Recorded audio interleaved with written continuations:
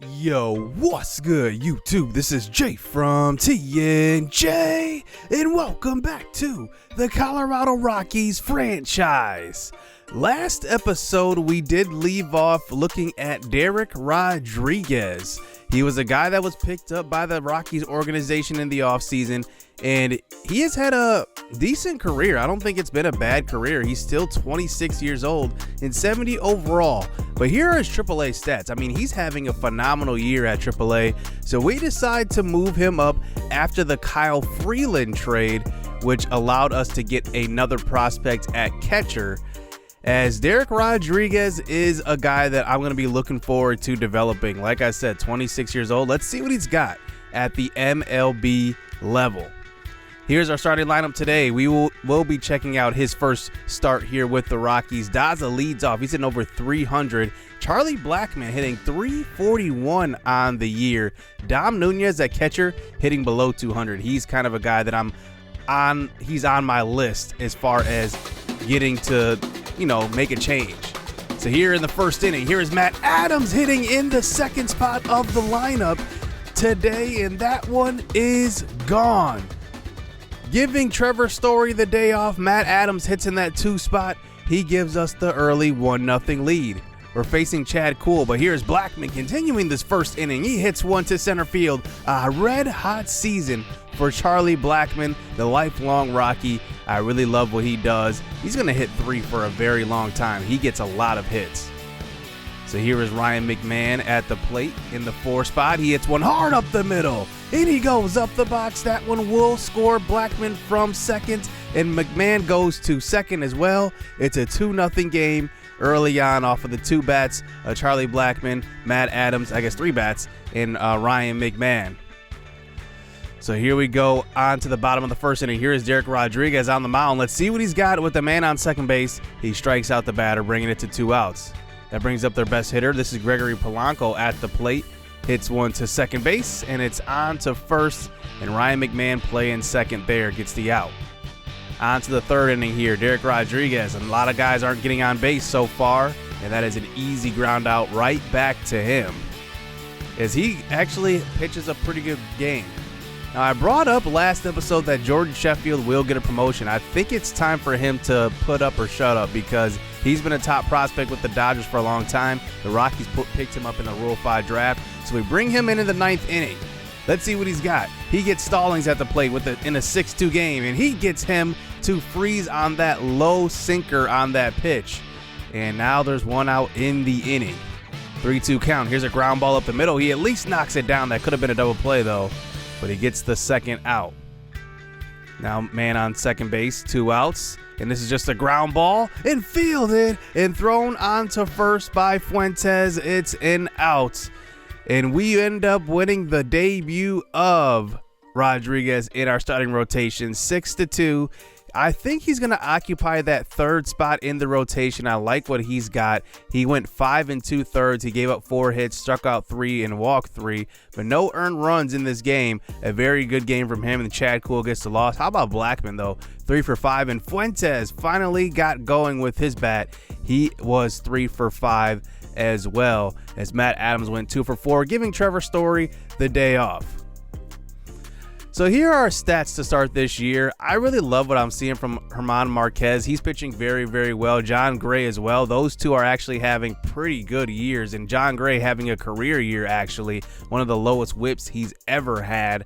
So I'm going to hold on to Gray and see, what he's got throughout his, Colorado Rockies career, and see what we can build on with him. And now here we are at the draft, the first year player draft in the beginning of June. And before getting into it, I just want to look at our prospects right now that, I'm kind of banking on for the future. I'm not sure if middle infield is really, really a big priority, but if there's a guy we can't pass up on, I'm going to go after him. But Zion Storm is a good second baseman, and I'm really looking forward to seeing what he can do. He's at A-ball. I want him to develop a little bit there. Michael Toglia is a very good first baseman. I think that he could be the future at first base for us, but you can never have enough power hitting guys. At third base, I think the future 3-4 years from now is Brian Simmons. He's a very good power hitter at 21 years old. I think when he comes into the show, he's going to be about 24, 25, but we'll have to see. But I think middle infield, let's go back to that. Shortstop is a position that I'm unsure about because Brendan Rodgers only hitting 224 at AAA. So whenever we do get rid of Story, who are we going to bring up? Because Brendan Rodgers, it's kind of a, let's see what he's got at the MLB level type of deal. But I don't think he's the guarantee to be the future at shortstop. Ryan Velarde is a very good option here. He's 20 years old, and he's only hitting 155 at AA. But who knows? He's 4 years younger than Rodgers, and he could possibly be better than Rodgers. Tyson Garraway is also an option. He is 23 years old, 1 year younger than Brendan Rodgers, but still a good option. Now let's look at the top 50 prospects. A lot of you guys saw your guys on other organizations last episode, and I want to briefly talk about how to get into the series. So at the end of this season, I will have an episode where I will say be a prospect, and I will leave the template in the description. It's not this episode, it will be a future episode. Now, a lot of you guys see this top 50 list, and there aren't a lot of, subscriber recruits here, but there will be because in the first year player draft, other first round picks besides ours will be renamed. So you guys will all be first round picks along with the picks in the rest of the draft for our team. So first round pick for us won't be renamed, but second round, third round, fourth round, fifth round, and sixth round will be renamed. We do have a competitive balance draft pick this season, so I'm very, very excited about that. But I'm excited to get into this first year player draft. Let's see the players that will eventually come up to the show and be stars on this team. Ryan Moreno will be renamed, but he was the number 1 pick in the draft. You can just see he has decent potential. I'm not sure how good he's going to be, but I just want to tell you guys that I will be modifying the overalls of the first round picks because I do like that the show has it so that, you guys got to wait 4 years to get up to the show. But I want it to be a little bit accelerated. So I'm going to have at least 60 overall for, the first round picks. So let's just check out our first round pick. Let's see who's here on the board. First, there's Todd Dill, a 19-year-old blue chipper. I'm definitely going with one of those blue chippers. I definitely don't want to let one of these guys go. Steven Maeja is going to be 19 years old, but he's a closing pitcher. I don't know about getting a closing pitcher in the first round. He has very good potential though, 75 hits per 9 and 75 walks per 9. I really do value control and walks per 9 because it's hard to, sometimes control with classic pitching, and you're kind of at the mercy of the player's ratings. Mark Shipley is interesting, but I'm looking at some of these guys and their closing pitchers. There's about 4 or 5 of them right here that are blue chippers. A lot of the other guys are gone, so I'm kind of sad about that. So I look at Jermaine Wetzel. He's a very good player, and he's a starting pitcher, 19 years old. So we're going to go with him. He will not be renamed. He will be our first draft pick in this series. So second round now. Let's see who's on the board. We have a lot of guys that have the accuracy kind of almost 3/4 full. So I'm going to depend on that more than anything, not just potential. So then I look at a couple of guys. Will Burks is here. He's a very good prospect. I like him, what he can do at second base. I want to kind of build up the middle infield as far as shortstop goes. I don't really need second base. Andy White is here, though. He's a starting pitcher. I could double down on the first 2 picks being starting pitcher. He's 21 years old, and his strikeouts per 9 has an 80 potential, along with his velocity having an 80 potential. And he's actually projected to go to the MLB in 3 years. So that's pretty valuable as well, knowing that he's going to be high overall and high potential. Leon Gillett is there. He's an option as well at this pick. But then I go down to Thomas Burnside. He's 19 years old. He's got a decent potential with his bat, and he also has good reaction. And at third base, I think he could be an option. But then I look at Stuart Petsky, 18 years old. Stamina is already at the max here. Hits per 9, he has 80 potential. Walks per 9 has 80 potential. As a starting pitcher that doesn't walk guys, I can't pass up on that value right there. So we decide to go with Stuart Petsky in the second round. So now we move on to the competitive balance round and get an additional draft pick here. And I'm looking at a couple of guys here. Esposito is a closing pitcher. I said I didn't want to go closing pitcher in the first round, but now these guys are available, so I do kind of want to give them a good look. He is 20 years old and has pretty good potential there. But Carmen Guillen is another starting pitcher. Could we just triple down on starting pitchers? I'm not sure. But then I go back to Thomas Burnside. He is an excellent bat potential. He does hit left and throws right. He also has good fielding potential as well. So I'm going to go with him. He's 19 years old. He's going to have some years to develop. Why not go after another infielder? So then I move on to the next round and I look at Fernando Guzman, who's a good left fielder. He actually looks like he's going to be a very well-rounded player, and that's one thing I value in left field, in outfield, I should say, that he's going to have a good arm, he's going to have a good bat, and that's kind of what I want to do. Leon Gillett is here. He is a second baseman, 19 years old. We looked at him before, and he is still on the board. But Fernando Guzman looks like he's going to be a very good hitter. So I do kind of want to go after him, and I will draft him in the third round. So moving on to the fourth round now. Leon Gillett is still there. But is he there for a reason? A lot of teams are passing up on him. It says that he's 80 potential with our accuracy right now. We don't really have his accuracy halfway, so that may be off. Howie Dixon is here as well. He's a 20-year-old second baseman, which I could eventually move as well. So I go and I kind of pass on Gillett and I go to Antonio Tejada. He's an 18-year-old pitcher, 80 potential, and we have more of his accuracy unlocked as well. So I decide to go with him. So now on to the next round. Leon Gillett's still there. I mean, he's been there for about 3 picks. He can play all positions. He does not have to play second base. He can play first or the outfield. So I could move him to the outfield. Why not? I'm going to go after Leon Gillett in the 5th round. Now on to the final round here as we kind of take a flyer on a guy. Why not? And Kevin Clevenger is a catcher. We just traded for our first prospect of this series, and it was a catcher. And I think that just getting another depth guy at catcher never hurts. So I'm going to go after him in the final round, and that will conclude our draft. So we move on and look at our team, and we have our first trade offer of the season for Trevor Story. Randy Arazarena. Can you believe it? Randy Arazarena is here, and the only thing is, we had him last year. If you follow my channel, he was on our team last season. So let's take a look at our draft picks here and look at the overalls and potential. Jermaine Wetzel ends up being about 55 overall. That will get a boost. I will probably put him at somewhere between 60 and 65 overall since he was a top, 11 pick. We had the 11th pick of the draft. He is a pretty good blue chip prospect. Stuart Petsky ends up being 64 overall and B potential, 18 years old. That's actually extremely well, 83 potential to be exact. So I love that second round pick. Thomas Burnside ends up being a little lower, 53 overall, 78 potential. He has a good bat. I think he has good potential. We'll have to see how he develops. 19 years old. I'll probably put him, I'm not sure. He's a low overall. I might not put him at AA right away. 77 overall.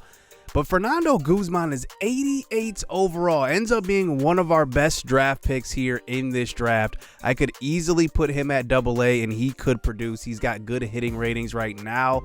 He's got decent speed and also decent fielding. His arm accuracy is definitely terrible, so that will need to develop. But a great draft pick there in the 3rd round for us. Now, Antonio Tejada ends up being 18 years old, 18 potential, 54 overall. He's actually not too bad, but, he's going to take a while to develop. Not going to change his ratings at all, but he will be renamed.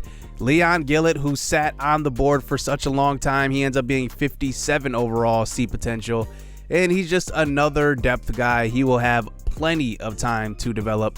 But, you know, one thing about him is that his hitting zones are already activated. A lot of guys that you get and you see in the minors, they don't have good hitting zones like that. So maybe he will develop faster than what we think. And then Kevin Clevenger, 47 overall as a catcher. He's going to definitely need to develop a lot, and he's got a lot of work to do. But versus left, look at his hitting zones, very red. So I'm not sure. Like if we keep him at A ball, I think the issue is that he's not going to develop enough.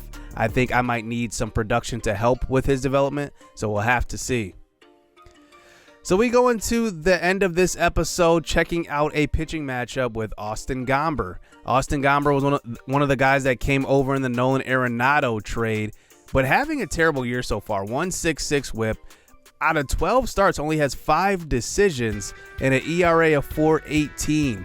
Striking out 34, walking 26. I mean, I just want to see what's going on with him here at the MLB level this season. So here we go. Let's start off this game on the road versus Miami. And Miami is a team that is also in their rebuilding. I'm not sure when they will ever compete, but I think they got a long way to go. Here facing Starling Marte, here's a deep fly to center field, and that one will be run down. And good coverage that time by Daza in center field.